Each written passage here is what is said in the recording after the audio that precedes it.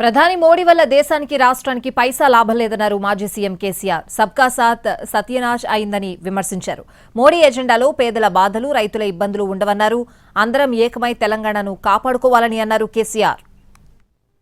150 స్లోగన్లు చెప్పిన 150 సబ్కా సాత్ సబ్కా వికాస్ ఏమైనా అయిందా? ఏం కాలే కానీ సత్యనాశ అయింది. రూపాయి విలువ 84 రూపాయలకు పడిపోయింది. డాలర్తో పోల్చుకుంటే ఎప్పుడు ఏ ప్రధానమంత్రి కాలంలో దిగజారన్నంత దిగజారిపోయింది.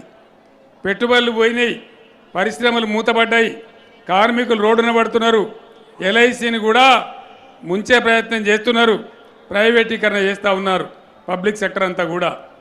మోదీ ఎజెండాలో పేదల బాధలు ఉండయి, పేద ప్రజల గోసలు ఉండయి, రైతుల బాధ ఉండదు.